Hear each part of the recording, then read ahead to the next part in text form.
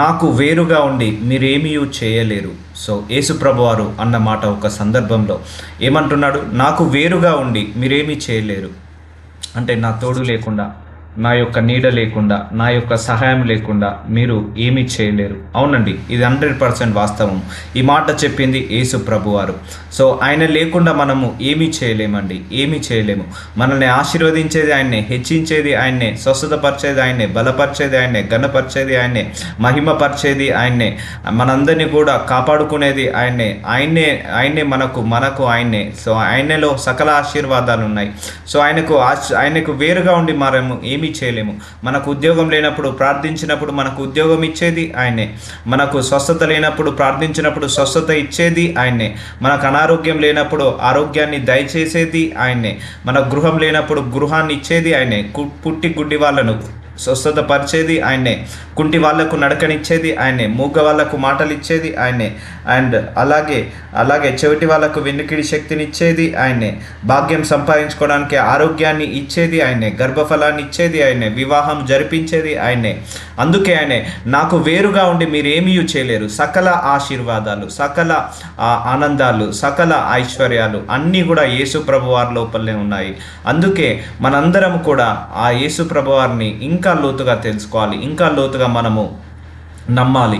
ఒకటి, ఆశీర్వాదాలు వస్తాయని మాత్రం మనం నమ్మొద్దండి, అదొక కండిషన్ ఉంది. సో మాకు చాలామంది బిజినెస్ మైండ్ ఉంటారు. ఓహో, ఈ దేవుని నమ్మితే నాకు ఈ ఆశీర్వాదాలు వస్తాయా, అయితే నేను నమ్ముతాను, వెంబడిస్తాను. అలా కాదు. ఈ దేవుడు ఆశీర్వదించబడకపోయినా, స్వస్థతపరచబడకపోయినా నేను ఈ దేవుణ్ణి వెంబడిస్తాను, ఈ దేవుణ్ణి నేను సొంత రక్షకుడుగా అంగీకరిస్తానని ఎప్పుడైతే అనుకుంటామో అప్పుడు నీకు దేవుడి యొక్క ప్రత్యక్షత, దేవుడి యొక్క ఆశీర్వాదాలను చూస్తాము. ఎందుకంటే దేవుడు మన హృదయాన్ని చూసి ఆశీర్వదిస్తాడు. ఎప్పుడైనా కూడా నువ్వు ఏ కారణంతో ఆయనను వెంబడిస్తున్నావో దేవుడికి తెలుసు. ధనం కోసం వెంబడిస్తున్నావా, ఐశ్వర్యం కోసం వెంబడిస్తున్నావా, సో అవన్నీ వస్తాయి. నువ్వు ఎప్పుడైతే ఆయన నీతిని, ఆయన రాజ్యాన్ని వెతుకుతావో అప్పుడు నీకు కావాల్సిన అన్నీ వస్తాయి. అందుకే మనందరం కూడా దేవునికి వేరుగా ఉండి ఏమీ చేయలేము. సో ఆయనకు వేరుగా ఉండి మనం బ్రతికేది ఏం లేదు, బ్రతికి బట్ట కట్టేది ఏం లేదు. సో అందుకే ఆయనలో మనం ఏకం కావాలి, ఆయనను మనం ఇంకా తెలుసుకోవాలి, ఆయనను మనం ఇంకా నేర్చుకోవాలి, ఆయన గురించి ఆయనను తవ్వాలి, ఆయనను ఇంకా లోతుగా తెలుసుకోవాలి దేవుణ్ణి. సో అది దేవుణ్ణి తెలుసుకోవడం, దేవుళ్ళో ఏకం కావడం. సో దేవుడికి వేరుగా ఉండి మనం అందరం కూడా చేసేది కూడా ఏమి లేదమ్మా, చేయలేము కూడా, ఏమీ చేయలేము దేవుడికి వేరుగా ఉండి. సో ఎందుకంటే ఆయన్నే మనల్ని భూమి మీదకి పంపించాడు, ఆయన్నే మన రక్షకుడు, ఆయన్నే మన పోషకుడు. నారు పోసినవాడు నీరు పోయడా అని అంటారు కదా, ఆయన్నే మనల్ని భూలోకానికి తీసుకొచ్చింది, ఆయన్నే మనల్ని పెంచాల్సింది, పోషించాల్సింది ఆయన్నే. సో కాబట్టి నాకు వేరుగా ఉండి మీరేమీ చేయలేరు అని యేసు ప్రభువారు అంటున్నారు. సో యోహాను సువార్త 15:1 సో దేవుడు ఏం మాట్లాడుతున్నాడో చూద్దాము. నేను నిజమైన ద్రాక్షవల్లిని, నా తండ్రి వ్యవసాయకుడు. యోహాను సువార్త 15:1 నాలో ఫలింపని ప్రతి తీగను ఆయన తీసి పారవేయును. సో చూసారా, మనం దేవుల్లో ఫలించాలి. దేవుల్లో ఫలించని ప్రతి తీగ ఆయన తీసి పారవేయును. ఫలించు ప్రతి తీగ మరి ఎక్కువగా ఫలింపవలనని దానిలో పనికిరాని తీగలను తీసివేను. సో అంటే మనము దేవుల్లో ఎదగాలి, ఎప్పుడైనా దేవుల్లో ఎదగాలి, వాక్యంలో ఎదగాలి, ప్రార్థనలో ఎదగాలి, ఆత్మీయంగా ఎదగాలి. మనందరము కూడా ఇది దేవుల్లో ఎదిగినప్పుడు దేవుల్లో ఫలించాలి. ఫస్ట్ మనందరము కూడా ఆత్మీయంగా ఫలించాలి. అప్పుడు నీకు భూలోకంలో మిగిలిన విషయాలలో ఫలించగలుగుతాము. అంటే ఇప్పుడు దేవుణ్ణి తెలుసుకోలేని వాళ్ళు, దేవుల్లో ఫలించని వాళ్ళు ఎలా ఉంటారట అంటే పారవేసే తీగలాగా, అంటే పనికిరాని తీగ వలె ఉంటారట. కానీ మనం అలాంటి వాళ్ళము కాదు. మనం దేవుణ్ణి తెలుసుకుంటున్నాము, దేవుళ్ళో ఏకమవుతున్నాము. మనందరము ఎవరము? ఫలించే తీగలము, ఫలించే పండ్లము. అందుకే నాలో ఫలింపని ప్రతి తీగను ఆయన తీసి పారవేయను. సో మనం యేసయ్యలో ఫలించకపోతే, అంటే విశ్వాసంలో ఫలించకపోతే, నీతిలో పరిశుద్ధతలో ఫలించకపోతే, దేవుళ్ళో ఫలించకపోతే, వాక్యంలో ఆత్మీయతలో ఫలించకపోతే మనల్ని తీసి పారవేస్తాడు, ఆయన తీసి పారవేస్తాడు. అంటే మనల్ని కాదు, ఎవరైతే ఫలించని వాళ్ళు ఉంటారో. ఫలించు ప్రతి తీగ మరి ఎక్కువగా ఫలింపవలనని దానిలో పనికిరాని తీగలను తీసివేను. సో మనందరము కూడా ఫలించే తీగలు, మనందరము కూడా, అంటే ఇంకా బహుగా ఫలించే తీగలు మనందరము కూడా. సో పనికిరాని తీగలన్నిటిని కూడా తీసివేసేస్తాడు.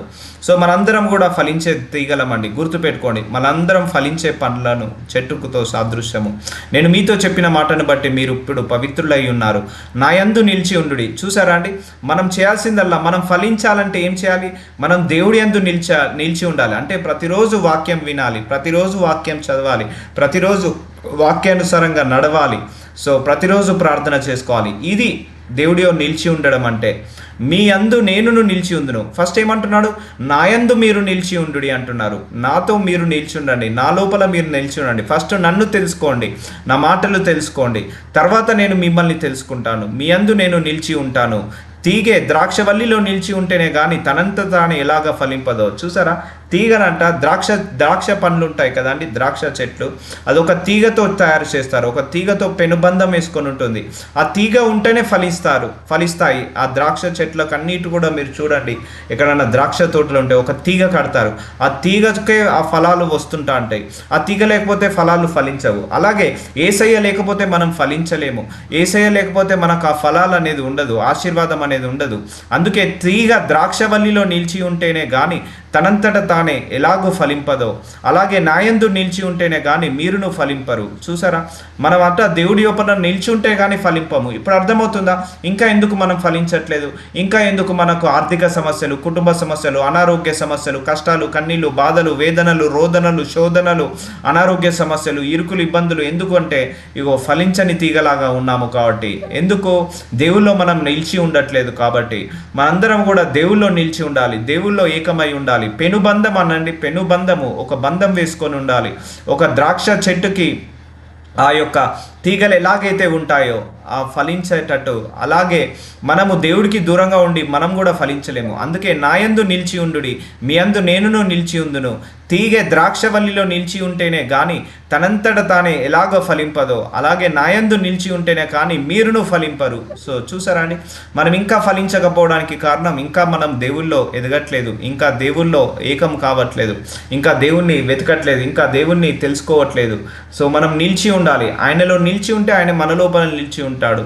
సో తీగ ద్రాక్షవల్లిలో నిలిచి ఉంటే కానీ తనంతట తాను ఎలాగో ఫలింపదో, నా యందు నిలిచి ఉంటేనే కానీ మీరును ఫలింపరు. చూసారా అండి, మనం ఆయన లోపల ఉంటేనే కానీ మనం ఫలించము. సో ఫలించాలి అంటే నువ్వు దేవుణ్ణి తెలుసుకోవాలి. ఫలించాలంటే దేవుల్లో ఏకం కావాలి, దేవుడి మాటలు వినాలి, దేవుడి వాక్యానుసారంగా నడవాలి.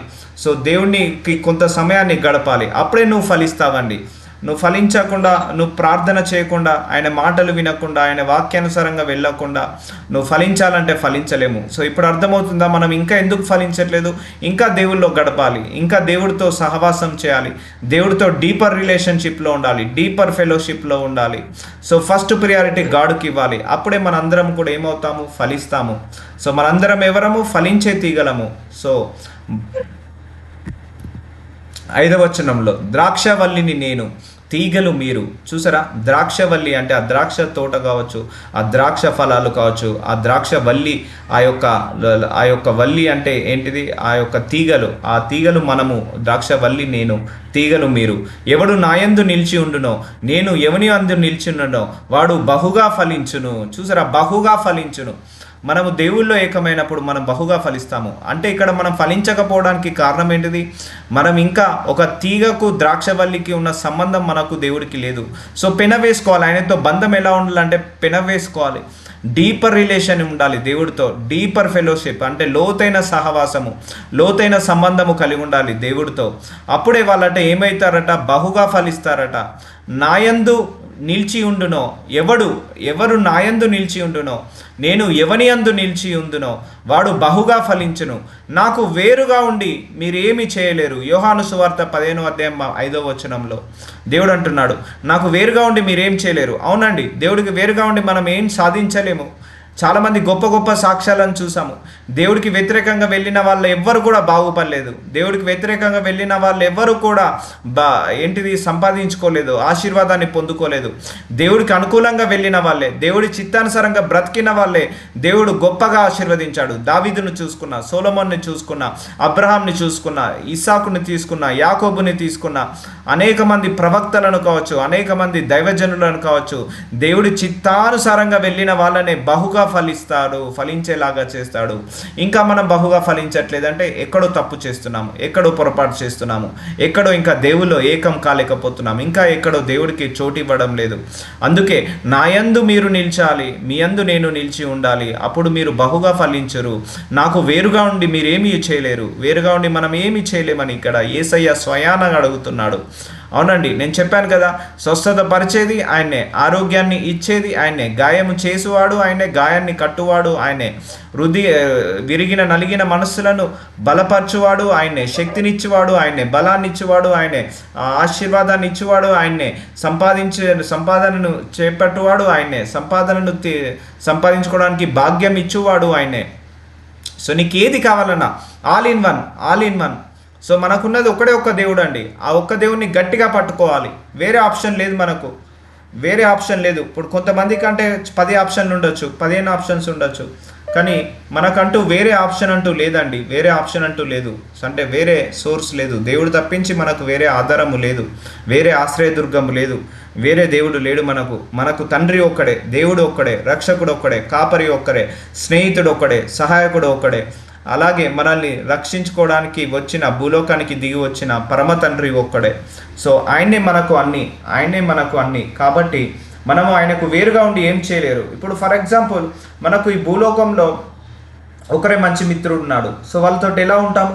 ప్రతిరోజు కూడా మనం సహవాసం చేస్తాము. అలాగే మనకున్నది ఒకటే దేవుడు.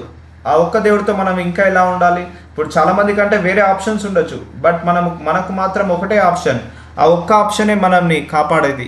సో ఆ ఒక్క ఆప్షనే అన్నిటికీ, సకల ఆశీర్వాదాలకు యేసయ్యనే కారణము, సకల ఐశ్వర్యాలకు యేసయ్యనే కారణము, సకల ఆ యొక్క దీవెనలకు యేసయ్యనే కారణము. ఏది కావాలన్నా, ఇప్పుడు చాలామంది కూడా గర్భఫలం కావాలంటే దేవుడి దగ్గరికి రావాల్సిందే, వివాహం కావాలన్నా దేవుడి దగ్గరికి రావాల్సిందే, లేకపోతే ఉద్యోగం రావాలన్నా దేవుడి దగ్గర, ప్రమోషన్ రావాల్సిన దేవుడి దగ్గరికి. సో ఆయన ప్రార్థించుకోవాల్సిందే. సో ఆయనకు వేరుగా ఉండి మరేమీ చేయలేరు. అర్థమవుతుందా అండి? సో ఇప్పుడు అర్థమవుతుందా దేవుడికి వేరుగా ఉంటే ఎన్ని అనర్థాలు? సో నిన్న కూడా దేవుడు ఒక వాక్యం ద్వారా చెప్పాడు, నాతో కట్టుబడి ఉండండి, స్టిక్ విత్ మీ, నాతోటే ఉండండి. ఎన్ని కష్టాలు వచ్చినా, ఎన్ని శ్రమలు వచ్చినా, ఎన్ని పోరాటాలు వచ్చినా, ఎంత సంతోషం వచ్చినా, ఎంత ఆనందం వచ్చినా, ఎంత ధనం వచ్చినా, ఎంత ఐశ్వర్యం వచ్చినా, నాతోటే మీరు కనెక్ట్లో ఉండండి. సో స్టిక్ విత్ మీ అని అంటున్నాడు. సో నాతోటే పెనుబంధం అనండి, ఒక అల్లుకునే బంధం అనండి. సో దేవుడితో మనకు అలాంటి బంధం ఉండాలి. ఒక ద్రాక్షవల్లి తీగ ఎలాగైతే చుట్టుకొని ఉంటుందో మనం కూడా దేవుడితో అలా చుట్టుకొని ఉన్న బంధము కలిగి ఉండాలి. అంటే మంచి డీపర్ రిలేషన్ ఉండాలి. విడతీయని బంధము, ఏది కూడా విడతీయని బంధము. ఈరోజు ప్రార్థన చేసుకోలేకపోయామా, మనకు మనసు బాధగా ఉండాలి. అయ్యో ఈరోజు నా తండ్రితో మాట్లాడలేదే, ఈరోజు అన్నం తినకపోతే ఎలాగైతే నీరసం అయిపోతుందో, మనం ప్రార్థన చేయకపోయినా లేకపోతే బైబిల్ చదువుకోకపోయినా అలాగే మనకు అనిపించాలి. సో అప్పుడు నీ లోపల ఆత్మీయ జీవితం ఫలిస్తుందని దేవుడి యొక్క సాదృశ్యము. అందుకే మీరు నాలో నిలిచి ఉండండి, నేను మీలో నిలిచి ఉంటాను, అప్పుడే మీరు బహుగా ఫలిస్తారు. చూసారా, ఇప్పుడు యేసయ్యను వెంబడిస్తే దేన్ని వెంబడించినట్టు? ఆశీర్వాదాలను వెంబడించినట్టు. అలాని నువ్వు ఆశీర్వాదాల కోసం యేసయ్యను వెంబడించకు. ఆయన పరీక్షిస్తాడు, వీళ్ళు నా ఆశీర్వాదం కోసం వెంబడిస్తున్నారా, నిజంగా నాతో రిలేషన్. అందుకే చెప్తున్నా కదా, యేసయ్యతో మనకు ఎలా ఉండాలంటే జెన్యూన్ రిలేషన్. బిజినెస్ మైండ్తో ఉండొద్దు, కమర్షియల్ మైండ్తో ఉండొద్దు. నీకు స్వస్థత రావట్లేదా, అయినా నువ్వు దేవుణ్ణి స్తుతించు. లేకపోతే ప్రార్థనలకు జవాబు రావట్లేదా, అయినా దేవుణ్ణి స్తుతించు, అయినా దేవుణ్ణి ఆరాధించు. అంతేకాని నీ యొక్క ఆశీర్వాదాన్ని బట్టి దేవుడి మీద ప్రేమ పెంచుకోవడం, ఆశీర్వాదం లేకపోతే దేవుడి మీద ప్రేమ తగ్గించుకోవడం చేయదండి. ఇప్పుడు సడన్గా మీకు ₹1,00,00,000 వచ్చాయనుకోండి, దేవుడి మీద సడన్గా ప్రేమ పెరగద్దు. అదే ₹1,00,00,000 వెళ్ళిపోయాయనుకో, దేవుడి మీద సడన్గా ప్రేమ తగ్గద్దు. సో ఆ ₹1,00,00,000 ఉన్నా లేకపోయినా నీ యొక్క ప్రేమ దేవుడి మీద దినదినము పెరుగుతూనే ఉండాలి, దేవుడి మీద విశ్వాసం పెరుగుతూనే ఉండాలి. అంటే ఈ భూలోక సంబంధమైన ఆశీర్వాదాన్ని బట్టి దేవుడి మీద ప్రేమ పెరగడమా తగ్గడమా కాదు. సో ఎప్పుడు కూడా నీకు ఆశీర్వాదం ఇచ్చినా అదే విశ్వాసము, ఇయ్యకపోయినా ఇంకా అత్యధిక విశ్వాసం ఉండాలి. అర్థమవుతుందండి? ఆశీర్వాదం ఇస్తే మన విశ్వాసం 100% పెరుగుతుంది. అదే ఆశీర్వాదం మీద ఉన్న ఆశీర్వాదం తీసుకెళ్తే 0% తగ్గిపోతుంది. అలా ఆశీర్వాదం ఇచ్చినా ఇవ్వకపోయినా మనకు విశ్వాసం మాత్రము 100% ఉండాలి, 100% ఉండాలి. సో అది ఇంపార్టెంట్. దినదిన అభివృద్ధి విశ్వాసంలో ఉండాలి. అందుకే నాకు వేరుగా ఉండి మీరేమీ చేయలేరు. 6వ వచనము, ఎవడైనా నా అందు నిలిచి ఉండని ఎడల వాడు తీగ వలె బయట పారవేయబడి ఎండిపోవును. సో చూసారా, ఎవడైనా నా యందు నిలిచి ఉండని ఎడల వాడు తీగ వలె బయట బడి వెండిపోను. అంటే వాళ్ళు ఫలించరు. ఇప్పుడు యేసుప్రభు వారికి వేరుగా ఉన్న వాళ్ళు పరలోకానికి వెళ్తారా, నరకానికి వెళ్తారా? సో వాళ్ళంతా ఎవరు? ఫలించని తీగలు. నరకానికి వెళ్ళే వాళ్ళంతా కూడా ఫలించని తీగలు, ఎండిపోయిన తీగలు. సో మనుషులు అట్టి వాటిని పోగు చేసి అగ్నిలో పారవేతురు, అవి కాలిపోవును. అంటే యేసయ్యలో ఫలించని తీగలన్నీ కూడా నరకానికి వెళ్తాయి. కానీ మనం అలాంటి వాళ్ళము కాదు. మనం దేవుణ్ణి తెలుసుకున్నాము, యేసయ్య వాక్యాన్ని తెలుసుకున్నాము, ఆయనలో ఎదుగుతున్నాము, ఆయన వాక్యంలో ఎదుగుతున్నాము. సో ఆయనలో ఎదుగుతున్నాము కాబట్టి మనందరం కూడా ఫలించే తీగలు. ఇప్పుడు ఒకటే అండి, ఫలించే తీగలు అంటున్నారు బ్రదర్, మేము ఇంకా ఫలించట్లేదని అనొచ్చు మీరు. సో మీరు ఎన్ని రోజుల నుంచి సహవాసం చేస్తున్నారు? ఎంత డీపర్గా సహవాసం చేస్తున్నారు? ఎంత విశ్వాసంలో ఉన్నారు? అదే గుర్తించాలి. ఈరోజు నేను విత్తనం విత్తానండి, ఒక ఆపిల్ చెట్టో లేకపోతే ద్రాక్ష చెట్టో. ఈరోజు నేను పండ్లు కోసుకోగలుగుతానా? కోసుకోలేను కదా. అలాగే మనం దేవుళ్ళలో కూడా మనం ఎదుగుతున్నప్పుడు కొంత టైం పడుతుంది. కొంచెం టైం పడుతుంది. మనం ప్రతిరోజు క్రమం తప్పకుండా రావాలి వాక్యం వినడానికి, వాక్యానుసారంగా ప్రతిరోజు క్రమం తప్పకుండా వాక్యానుసారంగా బ్రతకాలి, ప్రార్థనలో ఏకీభవించాలి, ఆరాధించాలి, స్తుతించాలి. ఇలాంటి వాళ్ళే బహుగా ఫలిస్తారండి. నేను చాలామందిని కూడా చూశాను, ఎవరైతే దేవుడితో ఎక్కువ సహవాసం చేస్తారో వాళ్ళందరూ కూడా అన్ని విషయాలలో ఫలిస్తారండి. దావీదు సహవాసం చేశాడు, అన్ని విషయాలలో ఫలించాడు. నోవాహు సహవాసం చేశాడు, అన్ని విషయాలలో ఫలించాడు. అబ్రహాము, ఇస్సాకు, యాకోబు దేవుణ్ణి వెంబడించారు, అన్ని విషయాలలో ఫలించారు. యోబు దేవుణ్ణి ఆరాధించేవాడు, పూజించేవాడు, అన్ని విషయాలలో ఫలించాడు. సో అందరూ కూడా అన్ని విషయాలలో ఫలించడానికి కారణము ఒక దేవుడితో సహవాసం చేయడమే. శాంసన్ ఉన్నాడు, దేవుడితో సహవాసం చేయలేదు, అన్ని విషయాలలో ఏమయ్యాడు? పడిపోయాడు.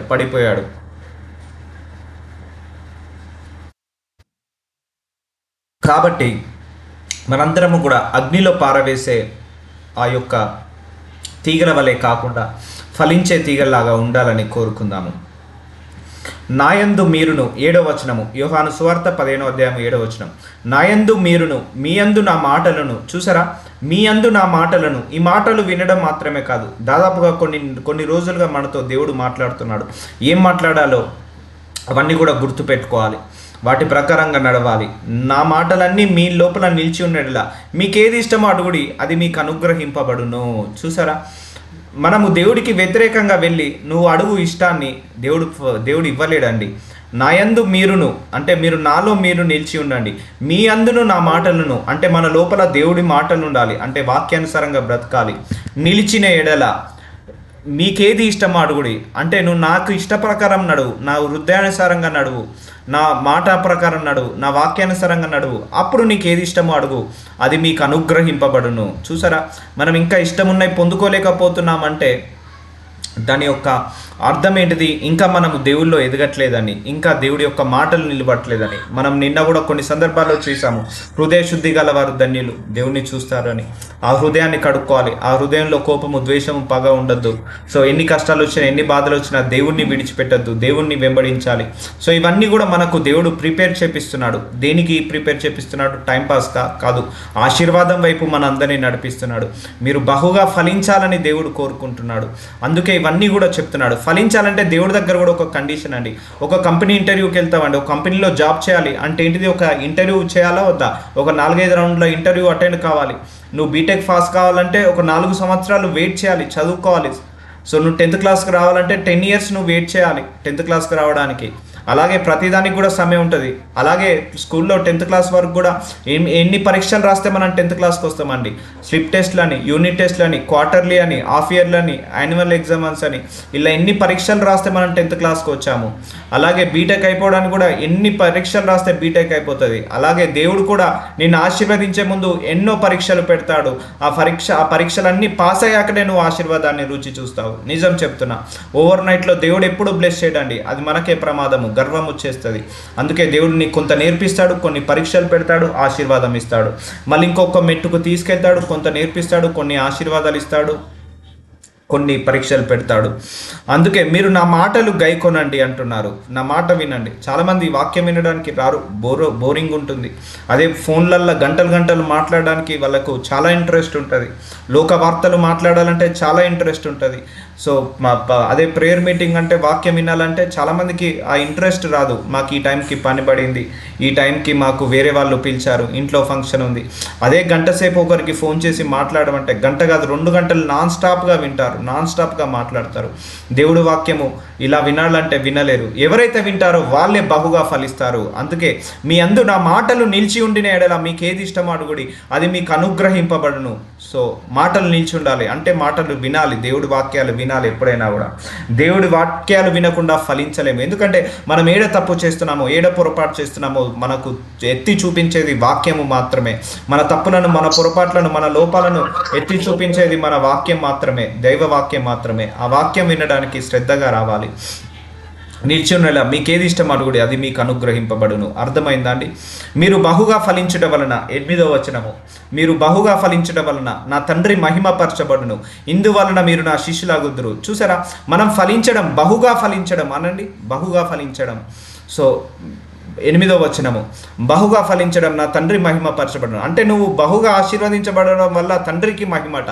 అంటే నువ్వు ఆశీర్వదించబడడం దేవుడి చిత్తమా కాదా? ఆ శాపంలో ఉండడం దేవుడి చిత్తమా కాదు. ఆ లేమితనంలో, ఆ పేదరికంలో, ఆ దరిద్రంలో బ్రతకడం దేవుడి చిత్తమా కాదు. దేవుడి చిత్తం ఏంటిది? నువ్వు బహుగా ఫలించాలి, అది మహిమ కలుగుతుంది. అందుకే నువ్వు బహుగా ఫలించకుండా అపవాది ఏం చేస్తున్నాడు? ఆటంకపరుస్తున్నాడు.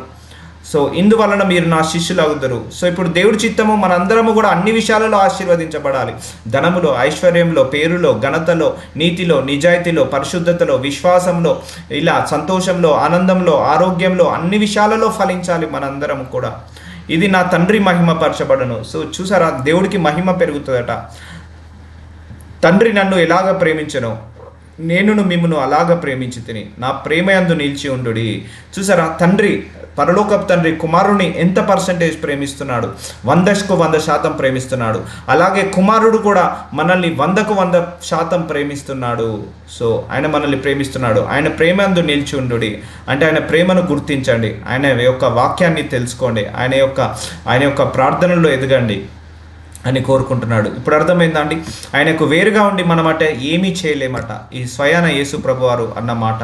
సో కాబట్టి మనం ఆయనకు వేరుగా ఉండొద్దు. ఈరోజు నుంచి ఇంకా దగ్గరగా కావాలంటే ఒకటే అండి, వాక్యానికి అనుకూలంగా వెళ్ళడమే దేవుడికి దగ్గరగా కావడం. ప్రార్థనలు ఎక్కువసేపు చేసుకోవడమే దేవుడికి దగ్గరగా కావడం. సమయానికి మందిరానికి వెళ్ళడం, సమయానికి ప్రేయర్ మీటింగ్లు అటెండ్ కావడం, సమయానికి దేవుణ్ణి ఆరాధించడం, స్తుతించడము, ఇవన్నీ కూడా నిన్ను దేవుడికి దగ్గరగా చేస్తాయి. నువ్వు దైవ కార్యాలు ఏది చేస్తావో అవన్నీ కూడా దేవుడికి దగ్గరగా చేస్తాయి. సో అన్వాంటెడ్గా గంటలు ఫోన్లలో మాట్లాడినంత మాత్రాన మీరు బహుగా ఫలించరండి. నిజం చెప్తున్నా, మీరు దేవుడితో గంటలు మాట్లాడండి, అప్పుడు మీరు బహుగా ఫలిస్తారు. సో ఈ లోక సంబంధమైన వార్తలు, లోక సంబంధమైన విషయాలు ఒకరికొకరికి షేర్ చేసుకోవడం వల్ల మీరు బహుగా ఫలించరు. దేవుడి యొక్క వాక్యాలు మీరు నేర్చుకొని ఆ వాక్యానుసారంగా నడిచినప్పుడే బహుగా ఫలిస్తారు. అందుకే మనము దేవుళ్ళో ఏకం కావాలి. సో మనం అందరం కూడా దేవుడికి వేరుగా ఉండి ఏమీ సాధించలేమండి. దేవుడి యొక్క తోడుంటేనే ఆనాడు యోసేపు రాజ్యానికి ప్రధానమంత్రి అయ్యాడు.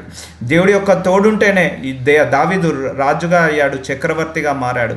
దేవుడి యొక్క తోడుంటేనే దానియేలు సింహాల గుహలో నుంచి తప్పించుకోగలిగాడు. సో ఏదైనా తీసుకోండి బైబిల్లో, దేవుడి యొక్క తోడు లేకుండా, దేవుడి యొక్క నీడ లేకుండా, దేవుడి యొక్క సహవాసం లేకుండా నువ్వు ఏ ప్రత్యక్షత చూడలేవు, ఏ ఆశీర్వాదాన్ని చూడలేవు, ఏ యొక్క ఫలాలను ఫలించలేవు. సో మనందరం ఫలించడం దేవుడి చిత్తం అండి. మనందరం ఆశీర్వదించబడడం దేవుడి చిత్తము. ఆయన కృప, ఆయన చిత్తమై ఉంది. ఇప్పుడు మీకే 2-3 పిల్లలు ఉన్నారండి, మీకు 4 పిల్లలు ఉన్నారు. ఫర్ ఎగ్జాంపుల్ 4 పిల్లలు ఫలించాలని కోరుకుంటారా? లేకపోతే 2 కష్టపడి 2 బాధపడాలని కోరుకుంటారా? లేకపోతే 4 బాధపడాలని కోరుకుంటారా? లేకపోతే 4 బాగుండాలని కోరుకుంటారా? 4 3 పూటల భోజనం తినాలని కోరుకుంటారా? లేకపోతే 4 ఉపవాసం పండుకోవాలని కోరుకుంటారా? లేకపోతే 2 ఉపవాసం ఉండి 2 పస్తులు ఉండాలని కోరుకుంటారా? ఏంటి మన ప్రేమ? సో ఆ ప్రేమని ఇచ్చింది ఎవరు? దేవుడే కదా. ఆ గుణాన్ని ఇచ్చింది ఎవరు? దేవుడే కదా. మరి ఆయన గుణం ఏంటిది? ఒకరిని ఆశీర్వదించిన దేవుడు అందరినీ ఆశీర్వదించడా? అందరినీ కూడా సమాన కృప చూపిస్తున్నాడే. ఆయన పక్షపాతం లేనివాడే. ఒక దైవజన్ని ఆశీర్వదించిన దేవుడు అందరినీ ఆశీర్వదిస్తాడు. ఒక విశ్వాసిని ఆశీర్వదించిన దేవుడు అందరినీ ఆశీర్వదిస్తాడు. మరి ఒక విశ్వాసికి గర్భఫలం వచ్చింది, ఇంకో విశ్వాసికి గర్భఫలం రాలేదంటే అది దేవుడు ఫాల్టా, మన ఫాల్టే. ఒక విశ్వాసి ఆశీర్వదించబడ్డాడు, ఇంకో విశ్వాసి ఆశీర్వదించబడలేదంటే అది దేవుడి ఫాల్టా, మన ఫాల్టే.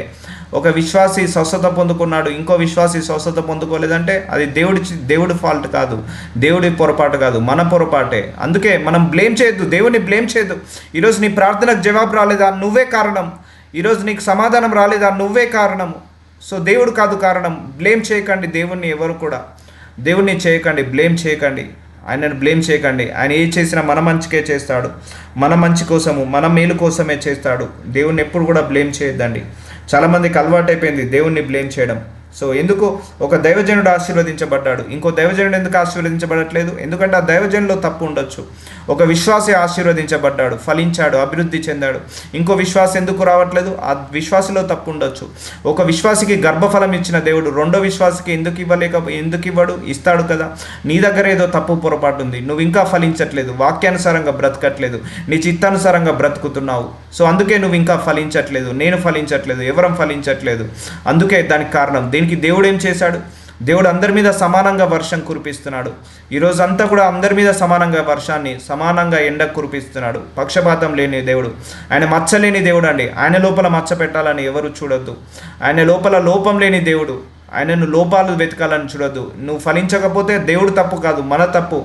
మనం ఆశీర్వదించబడకపోతే దేవుడు తప్పు కాదు, మన తప్పు.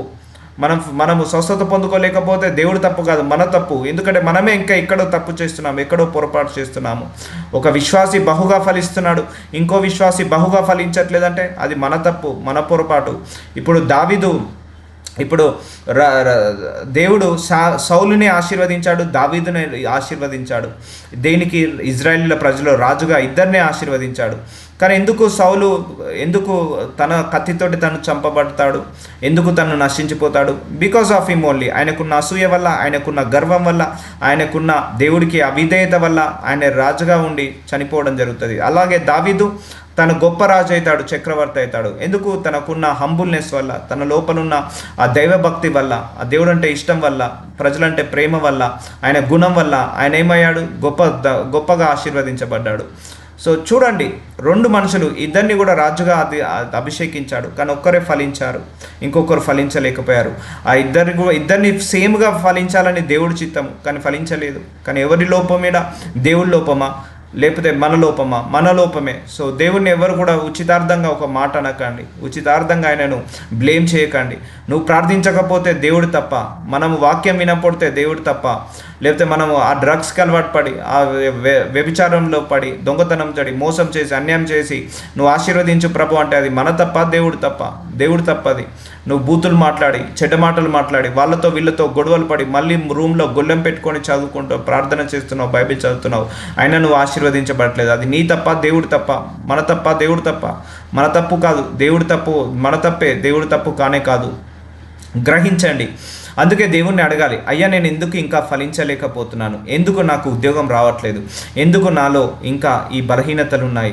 ఎందుకు నేను ఇంకా ఆశీర్వదించబడలేకపోతున్నాను అని మనము ఇలా అడగాలి దేవుణ్ణి. కానీ అయ్యా నువ్వు ఎందుకు నన్ను ఆశీర్వదించట్లేదు అని ఆయనను అట్లా రివర్స్ క్వశ్చన్ వేయద్దండి. దేవుని ఎప్పుడు కూడా క్వశ్చన్ వేయద్దు, అయ్యా నువ్వు నన్ను ఎందుకు స్వస్థత పరచట్లేదు అని అడగకండి. నేను ఎందుకు స్వస్థత పొందుకోలేకపోతున్నాను అని అడగండి. అయ్యా నన్ను ఎందుకు నువ్వు ఆశీర్వదించట్లేదు అని అడగకండి. అయ్యా నేను ఎందుకు ఆశీర్వాదాన్ని పొందుకోలేకపోతున్నాను అని అడగండి. అయ్యా నేను ఎందుకు ఆ ఉద్యోగంని సంపాదించుకోలేకపోతున్నాను, నేను ఎందుకు ఆ గర్భఫలాన్ని పొందుకోలేకపోతున్నాను, నాలో ఉన్న తప్పేంటి ప్రభువా, నాలో ఉన్న పొరపాటు ఏంటి ప్రభు అని అడుగు. దేవుడు బయలుపరుస్తాడు. కానీ నువ్వెందుకు నన్ను రక్షించట్లేదు, నువ్వెందుకు నన్ను ఆశీర్వదించట్లేదు, మీరెందుకు నాకు గర్భఫలాన్ని ఇవ్వట్లేదని దేవుని ఎప్పుడు కూడా రివర్స్ క్వశ్చన్ వేయద్దు. Listen to me. ఆయన ఎప్పుడు కూడా బ్లేమ్ చేయొద్దండి. ఆయనే నీతిమంతుడు, నిజాయితీమంతుడు, మచ్చలేని దేవుడు. సో మాణిక్యం లాంటి దేవుడు, ఆయనకు సాటి ఎవరు రారు. అలాంటి పరిశుద్ధుని మీద మనం ఎప్పుడు కూడా బురద చల్లద్దు, అలాంటి నీతిమంతుడి మీద ఎప్పుడు కూడా బురద చల్లద్దు. మనమే ఎక్కడో తప్పు చేస్తున్నాం, మనమే ఎక్కడో పొరపాటు చేస్తున్నాం, మనమే ఎక్కడో పాపాలు చేస్తున్నాము. God is good all the time, God is great all the time. మనం చేసిన తప్పులు, పొరపాట్లకు దేవుణ్ణి మనము ఎప్పుడు కూడా శోధించద్దు. దేవుణ్ణి ఎప్పుడు కూడా మనము వ్యతిరేకంగా మాట్లాడొద్దు. సో అది మన లోపలనే ఏదో మిస్టేక్ ఉంది, మన లోపలనే ఏదో పొరపాటు ఉంది. కానీ దేవుడు మిస్టేక్ చేసే దేవుడా అండి? మన దేవుడు అస్సలు కాదు. కళలో కూడా మనల్ని మిస్టేక్ చేయడు మనతో. సో మనమే ఇంకా అపవాదికి ఎక్కడనో చోటిస్తున్నాం. ఇంకా అపవాది క్రియలు మన లోపల ఉండొచ్చు, మన ఇంట్లో కావచ్చు, మన గృహంలో కావచ్చు, మన మనస్సులో, మన ఆలోచనలో, ఇవన్నీ కూడా అపవాది క్రియలు. మనం ఒకరు లేనప్పుడు ఒకరి గురించి చెడుగా మాట్లాడుతున్నాం. అది అపవాది క్రియ. నిజంగా చెప్పాలంటే బైబిల్ ఏం సెలవిస్తుంది? నువ్వు ఇతరులను చాటుగా దూషించిన నాకు అసహ్యం అంటున్నాడు దేవుడు. సో మన ప్రవర్తన బాగుండాలి, మన మనస్సు బాగుండాలి, మన ఆలోచనలు బాగుండాలి, మన మాట తీరు బాగుండాలి. అప్పుడే నువ్వు దేవుని అడుగు, నువ్వు అన్నీ కూడా పొందుకోగలుగుతావు. సో అందుకే నీ వాక్యము, దేవుడి యొక్క వాక్యం ఇంపార్టెంట్. సో అందుకే నేను ఎలాగ ప్రేమించానో అలాగే మిమ్మల్ని ప్రేమిస్తున్నాను, మీరు కూడా నా ప్రేమయందు నిలిచి ఉండుడి. సో యోహాను సువార్త 15:10 నేను నా తండ్రి ఆజ్ఞలు గైకొని ఆయన ప్రేమందు నిల్చున్న ప్రకారము మీరు నా ఆజ్ఞలు గైకొనిన ఎడల నా ప్రేమయందు నిలిచి ఉందురు. సో చూసారా, ఈ వాక్యం వినగానే వదిలేసడం కాదు, ఈ వాక్యాన్ని విని పట్టుకొని ఈ వాక్యానుసారంగా అర్థం చేసుకోవాలి, ఈ వాక్యానుసారంగా నడవాలి, నా ఆజ్ఞలు గైకొనండి, అప్పుడు నా ప్రేమయందు నిలిచి ఉండు. కానీ ప్రేమయందు నిలిచి ఉంటున్నామా?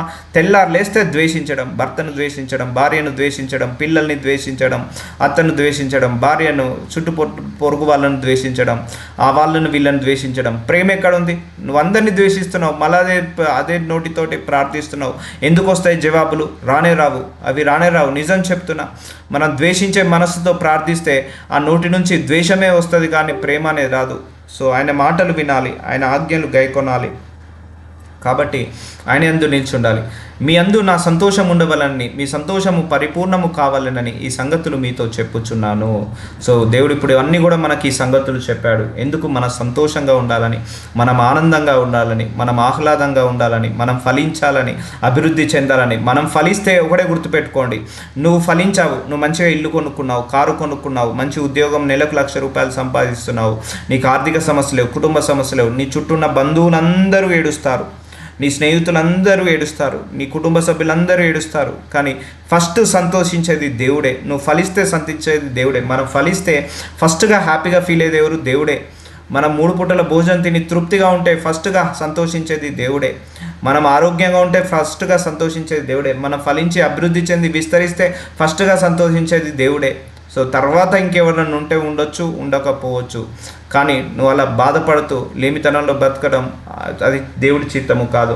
అలాంటప్పుడు మరి తీసేయచ్చు కదా బ్రదర్ అని అనొచ్చు. కానీ దేవుడు కొన్ని కండిషన్స్ పెట్టుకున్నాడు కదా, మీరు అడుగుడి మీకు ఇవ్వబడును, నా మాటలు వినాలి, నా వాగ్దానాలు నెరవేర్చుకోండి, నా వాక్యానుసారంగా నడు. కొన్ని కండిషన్స్ పెట్టుకున్నాడు దేవుడు.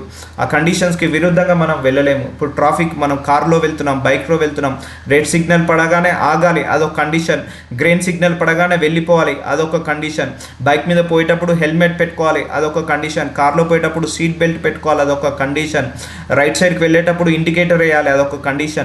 లెఫ్ట్ సైడ్కి వెళ్ళేటప్పుడు లెఫ్ట్ ఇండికేటర్ వేయాలి, కండిషన్. నైట్ అయితే మనము హెడ్ లైట్ ఆన్ చేసుకోవాలి, అదొక కండిషన్. సో ఇవన్నీ కండిషన్స్. స్పీడ్ బ్రేకర్ వస్తే బ్రేక్ వేయాలి, కండిషన్. సో అలాగే దేవుడు కూడా కొన్ని కండిషన్స్ పెట్టుకున్నాడు. మనం ఫలించాలంటే ఆయన మాటలు వినాల్సిందే, ప్రార్థన చేయాల్సిందే, ఆయనలో ఎదగాల్సిందే, ఆయనలో ఫలించాల్సిందే. ఎవరు ఎక్కువగా సాహసం చేస్తారో వాళ్ళే ఫలిస్తారు. అది కండిషన్ పెట్టుకున్నాడు. ఏం చేద్దాం? మన కండిషన్ అయితే బ్రేక్ చేయలేం కదా. అయ్యా రోజు 5 నిమిషాలే ప్రార్థిస్తా, నా మీద రోజు నెలకు ₹50,000 శాలరీ అంటే ఇవ్వగలుగుతాడా? ఇవ్వలేడు.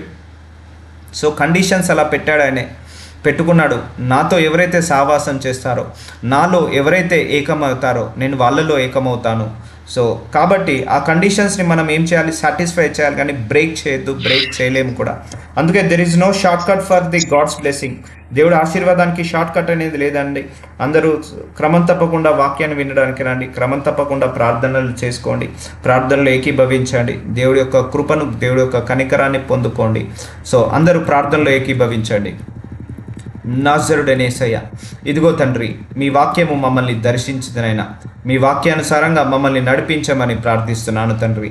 అయ్యా బహుగా ఫలించడం అయ్యా మీ చిత్తము నాయన. మేము ఇంకా ఫలించలేకపోతున్నాము, మీకు వేరుగా ఉండి మేమేమి చేయలేమని మీ వాక్యము సెలవిచ్చింది అయ్యా.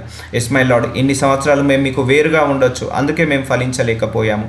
ఈరోజు వాక్యం ద్వారా దర్శించారు, ఈ వాక్యం ద్వారా మమ్మల్ని ముట్టారు. ఈరోజు నుంచి మేము బహుగా ఫలించాలని మేము కోరుకుంటున్నామయ్యా. అయ్యా బహుగా ఫలించడానికి మాకు కూడా శక్తి సామర్థ్యాలను దయచేయమని, మాలో మీరు, మీలో మేము, మాలో మీ మాటలు నిలిచి ఉండే కృపను అందరికీ దయచేయమని నాజరుడైన యేసు నామములో ప్రార్థిస్తున్నాను. ఎవరైతే ఈ వాక్యం వింటున్నారో, వినబోతున్నారో వాళ్ళందరూ కూడా బహుగా ఫలించును గాక, అభివృద్ధి చెందును గాక అని ప్రవచిస్తూ ప్రార్థిస్తున్నాను తండ్రి. Amen, amen.